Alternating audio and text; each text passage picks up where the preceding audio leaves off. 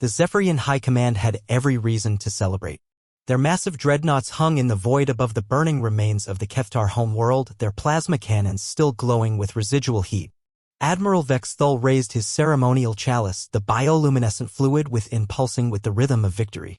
Today, he announced to his assembled officers, we have eliminated the greatest threat to our expansion. The Keftar resistance is no more. The bridge erupted in chittering approval. For 3 solar cycles, the stubborn Keftar had held the line against Zephyrian advancement, their crystalline ships proving surprisingly resilient against superior firepower. But numbers always won in the end, and the Zephyrians had numbers in abundance. Captain Vexnal Vexthul's tactical advisor approached with a datapad. Admiral, our scouts report complete orbital bombardment success. No major population centers remain intact.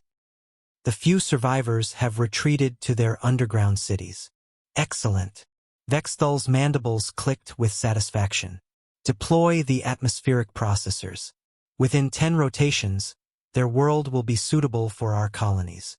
What the Zephyrians didn't know was that deep beneath the planet's surface, in the hardened bunkers of New Christhaven, the last Keftar Council was making a desperate decision.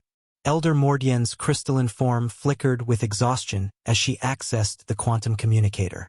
Are you certain about this course of action? The humans, they're unpredictable.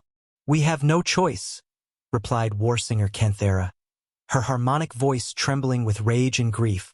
Our people are dying. If there's even a chance. The humans owe us nothing, Mordien reminded her. We've had minimal contact. A few trade agreements, nothing more. But they understand loss, Kenthera insisted. Their histories speak of civilizations that refuse to surrender even when facing extinction. Perhaps they will recognize a kindred spirit. The transmission took 47 minutes to reach the nearest human outpost. Captain Sarah Chin of the Terran Defense Force received it during her morning coffee, and by the time she'd finished reading, the coffee had gone cold. Ma'am, her communications officer asked, noting her expression. Get me Admiral Rodriguez. Priority Alpha. And prep a message for Earth Command. Within 6 hours, the response came back. Not through official channels, but through the underground networks that the Terran military pretended not to know about. Mercenary groups, private contractors, civilian cargo haulers who happened to carry military-grade weaponry.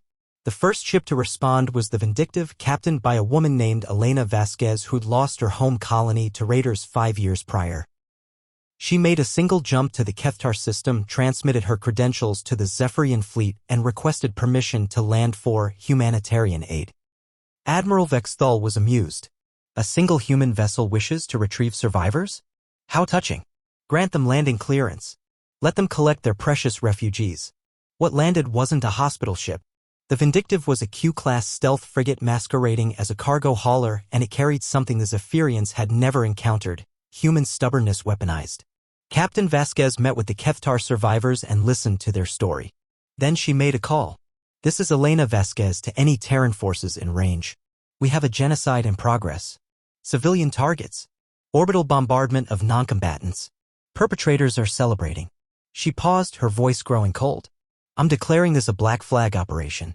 All human vessels converge on my position.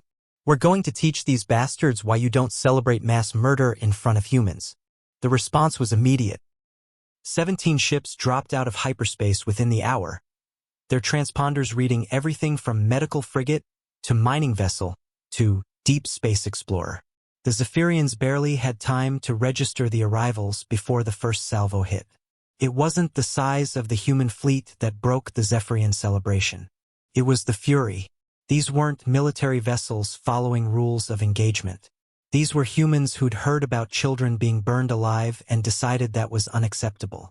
Admiral Vexthul's last transmission was a desperate plea for reinforcements.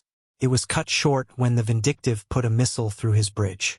The Keftar survivors watched from their bunkers as the human fleet systematically dismantled the Zephyrian task force.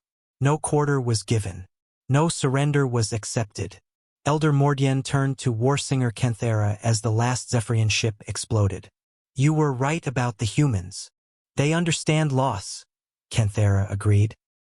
And they really, really hate bullies.